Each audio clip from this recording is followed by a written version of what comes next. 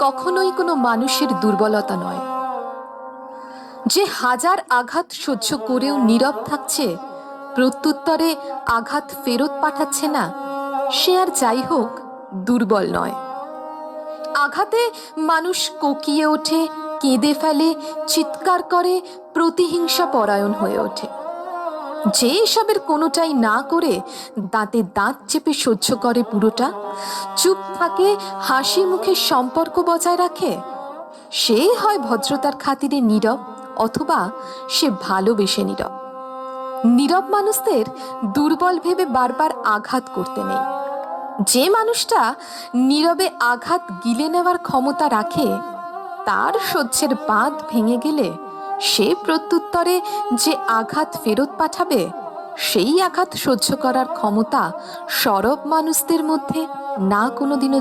কাউকে এখন নিজের দুঃখ কষ্টের কথা বলতে গেলে দেখবেন সে নিজেরই দুঃখের কথা বলছে আপনাকে থামিয়ে দিয়ে।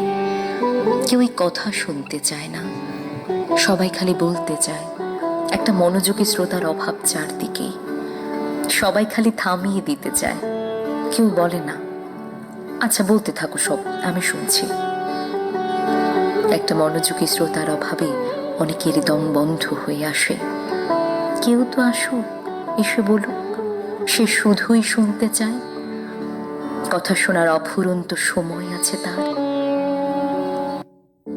কাউকে এখন নিজের দুঃখ কষ্টের কথা বলতে গেলে দেখবেন সে নিজেরই দুঃখের কথা বলছে আপনাকে থামিয়ে দিয়ে।